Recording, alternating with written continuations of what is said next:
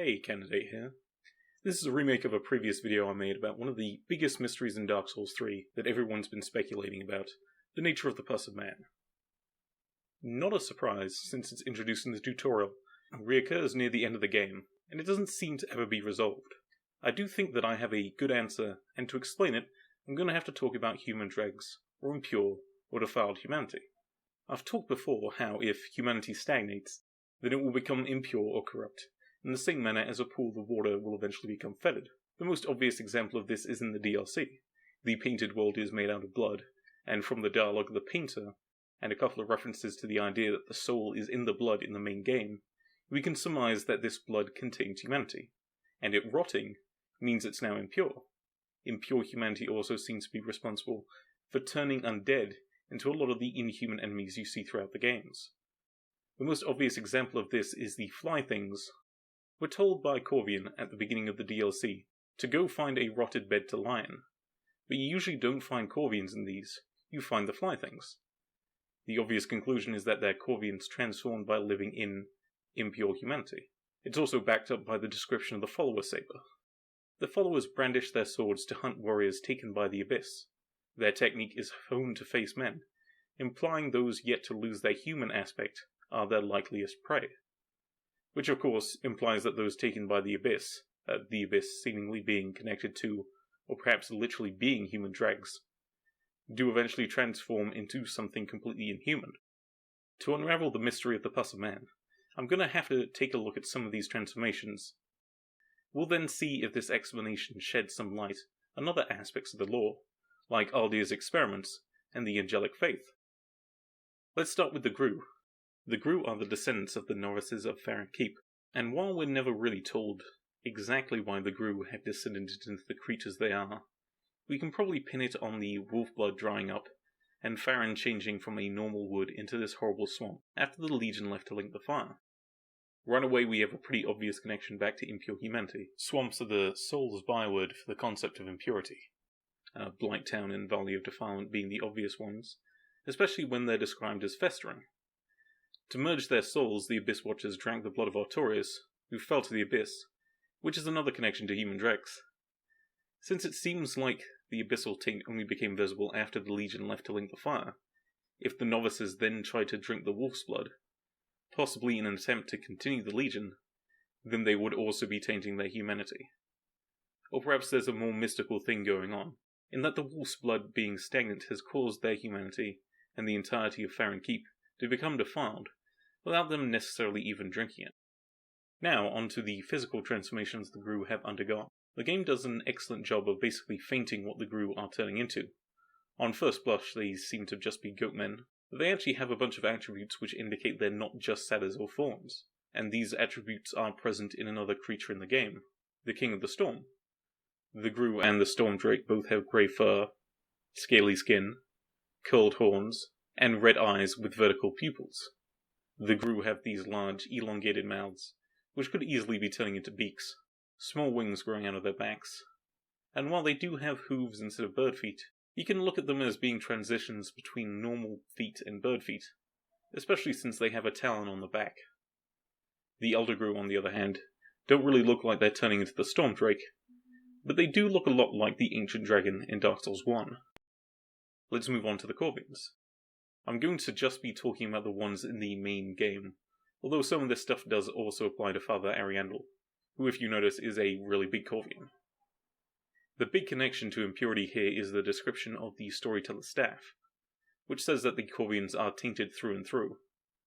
Both the staffs and the backs of the Corvians have strange growths, which look a lot like the growths on the trees in Farron Keep.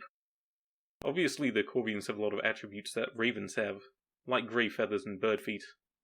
The ones in the Corvian settlement are certainly going fully in that direction, but the ones in the main game have features they don't share with the crows, but like the Gru, they do share with the King of the Storm, specifically the dual wings, and another bone in their upper arms. These features are even emphasized, and that they're the changes that the Corvians undergo when you attack them. You can even see the extra part of their upper arm clipping into the rest of the model before they transform. In the Maggot Hollows we have three distinct stages of evolution. You have them just as maggot-filled hollows, you have this mass of maggots bursting out of them, And you have the final stage, in which the mass is either detached, or just swallowed the hollow whole. Maggots, being associated with death, corpses, and decay, are signifiers of impurity, which presents an interesting possibility for the masses of maggots that come out of the hollows, since we have the idea of humanity just being able to sort of exist on its own as a distinct entity, and the masses are vaguely humanoid, or at least the same shape as the mangrubs. It's entirely possible that the masses are impure humanity taking on its own existence, which would make them extremely similar to the Pus of Man. On to the main event. The Pus of Man emerges out of the back of Gundyr, as well as a couple of hollows on the high wall, a few in the dragon barracks, including 2 which are attached to dragons there, and you have a bunch in the Consume King's garden, which are already emerged. They have red eyes, they constantly drip black goo, they look very long and serpent-like. On their flanks you can see these hard white spines, and the one on Gundyr has a 3-fingered hand that seems to be turning grey, as opposed to the hands on the others, which are still black. If you look at Gundyr while he still has the coiled sword in him, you can see the area that the black goo that will become the Pus of Man is between his shoulder blades, which is very similar to what this black swirl everyone assumed was the new dark sign was in Dark Souls 2, although it's closer to Gundyr's right shoulder than his left. This seems pretty similar to the description of the Dark Sigil, which I've speculated before are sources of infinite human dregs. We also have the description of the Follower's Torch. An offensive torch used by Farron followers, provides light and doubles as a weapon. Some forms of the Abyss manifest as pus within the body, treated from ancient times with fire, and since the Abyss is related to impure humanity, all evidence points towards one conclusion. I'd posit that the Pus of Man is caused by being branded with the Dark Sigil, or your humanity being allowed to stagnate, percolate, decay, mutate, and eventually erupt into this entity. But I don't think that's the interesting part. I think the interesting part is what the Pus of Man is turning into. So in the first 2 sections I made a lot of comparisons between the Corvians, the Gru, and the King of the Storm, or dragons in general, and I'm going to do the same here. The pus are long and serpent-like, in the same way the main body of a dragon is. The white spines look exactly like the skin of the dragons in Lothric Castle, and you can even look at the claw on Gundyr's one as being the start of their front claws. Putting this all together, we can see human dregs turning people into dragons, or at least giving them draconic features, in the Gru and the Corvians, and in the case of the Pus of Man, the dregs seem to take a life on their own, exit the body, and become the dragons in Lothric Castle, in a similar way to the maggot masses. This may seem like it doesn't fit, since in Dark Souls 1 we're told that the Dark only came about after the Age of Ancients, but we are shown in Dark Souls 1 that the Dark can turn people into another aspect of the ancient world, wood.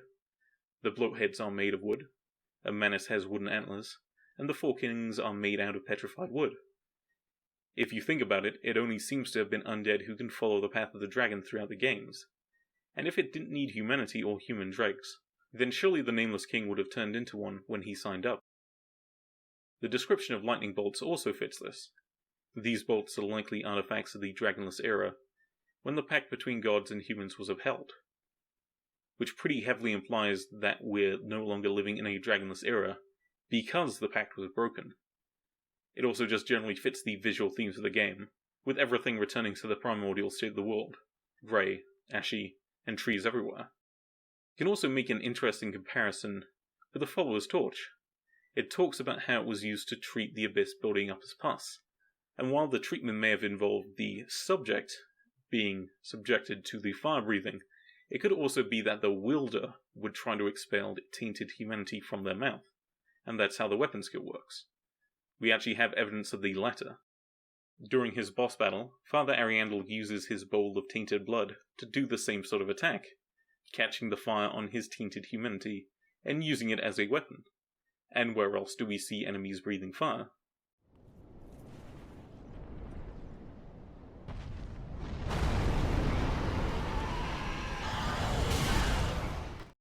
Of course, in Dark Souls 1, it wasn't just fire that dragons were able to breathe. You also had the drakes using lightning breath. Are there any dark-lined enemies in the game that use lightning breath? Specifically ones that used to be people? Now, let's deal with why the pus are specifically in Lothric Castle. It's easy to say that it's just sort of naturally occurring, due to the failing of the fire, or the humanity in the hollows of Lothric going stagnant. But I don't think that's the case, except maybe with Gundyr. The Knight's Ring tells us, in Lothric, the Knight has long been considered one of the 3 pillars of the king's rule, and were thus allowed to rear dragons. Rear is being used here to indicate something like farming or breeding, in the sense that someone might rear chickens. But we never see anything resembling eggs or half-grown dragons. We do, however, find a lot of Pus of Man in areas you'd expect, if they were how Lothric bred dragons. There's a couple on the high wall, along with a couple of actual dragons. There's a bunch in the dragon barracks, and there's a lot in the Consumed King's Garden, where Osiris has been doing his research on dragons. You can use this to put a lot of things in the Dark Souls universe in perspective. There's the statues of a man turning into a primordial serpent on the upper levels of Lothric Castle. If human dregs can turn someone into a dragon, it's a fair bet to say that it can turn someone into a serpent. The Pilgrim Butterfly seems to be something similar. Pilgrims have dark sigils, thus impure humanity, and they seem to have transformed into 2 aspects of the primordial world at once. They look like they're made out of tree roots, but their overall shape looks like an archdragon, especially since they have the 2 sets of wings. There's also the angelic faith. If you think about it, everything involving feathered wings in this game is related to either the dark, dragons, or both. Osiris, who's becoming a dragon, the King of the Storm, the Corvians, the Serpent Statues, the statues of a man growing wings in the Cathedral of the Deep, and we have another connection to the Deep in Gertrude, the founder of the angelic faith. The cell she was kept in is extremely similar to the door of the room Rosario is kept in, and we even have a man grub directly below her. What I really want to look into, however, is how this ties into Aldyr's experiments. We're constantly told about the evil horrors and terrible rituals that Aldyr perpetrated in Dark Souls 2, and in the end his major accomplishment out of these is to have recreated dragons. Since we find a bunch of dead giants in Aldyr's keep, the ancient dragon drops a giant soul, and giant souls seem to be at least partly composed of humanity due to this dark core, we can say that Aldyr was defiling humanity, and using the resultant human dregs to create his dragons. It's possible that Lothric Knights even learnt this from him directly. The spell Soul Stream describes the scholar that imparted it as advising Prince Lothric. In Japanese, this spell is called the same as Soul Geyser in Dark Souls 2, which was described as Aldyr's legacy. Aldyr's experiments also created a bunch of part man, part animal creatures, similar to the ones that exist throughout Lothric. We can even extrapolate this to talk about the cyclical nature of the world. If the world is reverting to this primordial state, and humans are turning into ancient dragons, even without the Way of the Dragon, then it doesn't seem to be a big leap to say that the Age of Ancients was itself an aftermath of another cycle, and maybe that the original ancient dragons were themselves simply transformed undead. Thanks for watching. Leave a comment if you disagreed with anything, and if you enjoyed the video, share it with anyone who might enjoy Dark Souls 3 lore. Stay tuned.